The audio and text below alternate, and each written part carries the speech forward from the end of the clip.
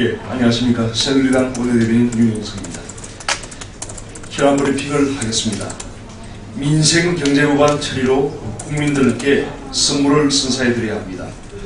오늘부터 임시국회가 재가동됩니다. 23일 여야는 쟁점이 되었던 부동산 3법, 공무원 연금개혁, 자원외교, 국정조사를 비롯하여 국회 운영위와 관련된 합의를 이뤄냈습니다. 오늘 국토위와 법사위 전체회의를 열어서 부동산 3법을 처리하고 29일 본회의에서 통과시킬 예정입니다. 29일 본회의에서는 공무원 연금특위 구성 결의안과 자원외교 국조특위 국정조사 요구서도 함께 처리합니다.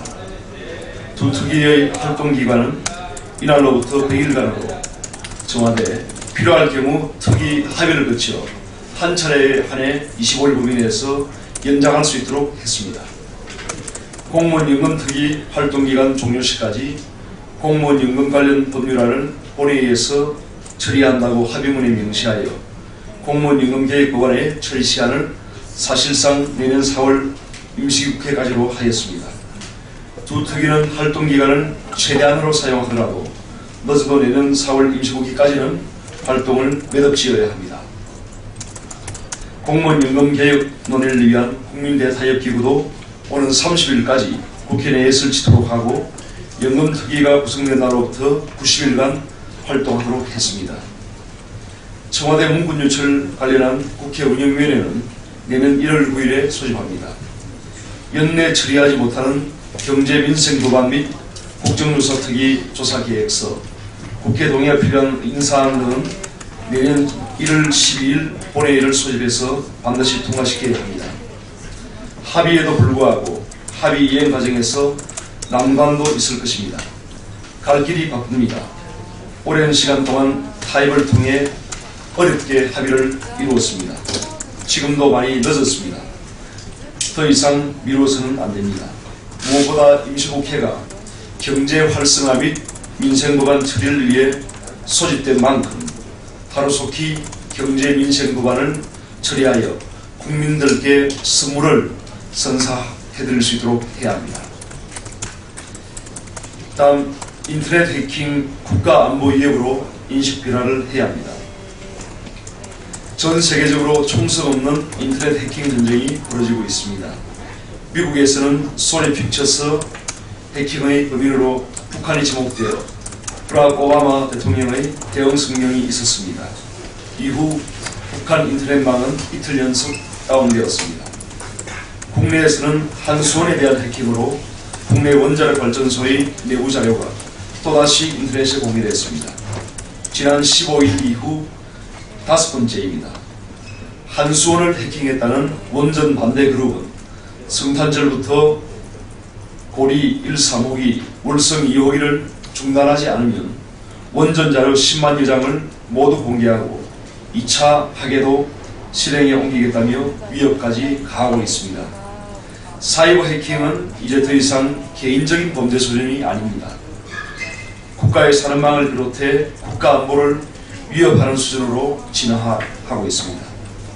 2009년 청와대를 비롯한 44개 국가기관과 기업에 대한 디도스 공격, 2011년 농협 전산망 마비, 2013년 언론사에 대한 해킹 공격 등이 매년 벌어지고 있습니다.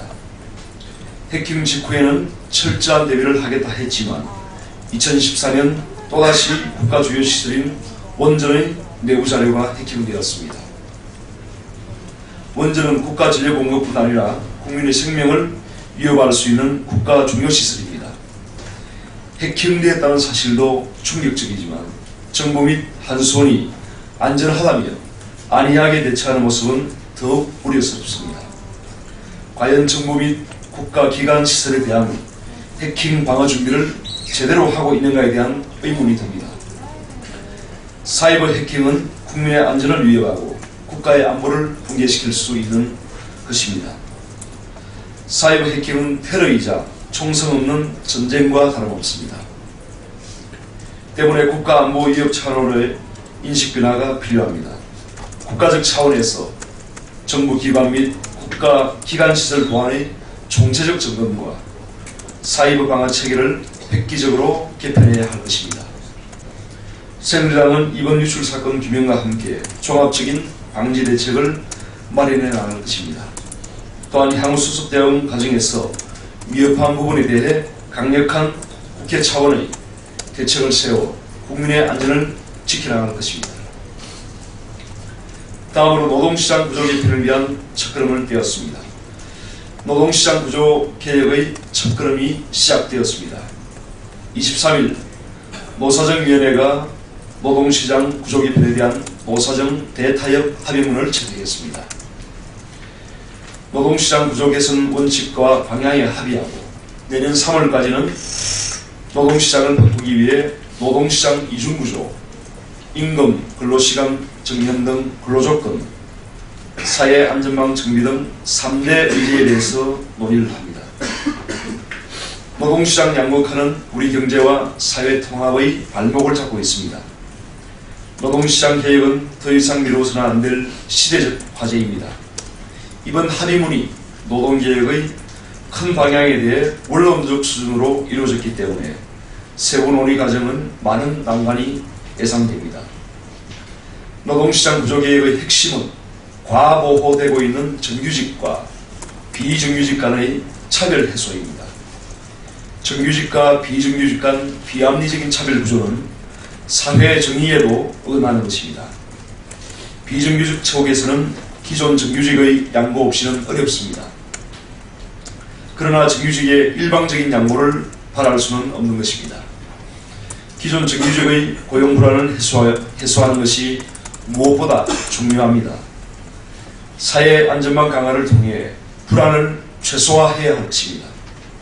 정규직과 비정규직의 이분법에서 벗어나 다양한 고용 형태를 인정하는 인식의 전환도 필요합니다. 이중구조를 타파하려면 괜찮은 시간제 일자리를 많이 만들고 비정규직 일자리는 취업 취약계층에게 더 안정적인 일자리로 나아가는 징검다리 역할을 할 수 있다는 인식을 심어줄 수 있어야 할 것입니다. 국가의 지속적인 성장을 위해서는 지금의 노동시장 구조개혁은 반드시 이루어져야 합니다. 노사정이 힘을 합치지 않으면 성공할 수 없습니다. 타협과 양보로 노동개혁의 결실을 반드시 이루어내야 합니다. 새누리당은 일방적인 양보와 갈등을 통한 개혁이 아니라 불안 해소와 고용 형태 다양화 등 보완책을 통해 서로 양보할 수 있는 노동시장 구조 개혁을 이룰 수 있도록 최선의 노력을 다해 나갈 것입니다. 이상 브리핑을 마치겠습니다.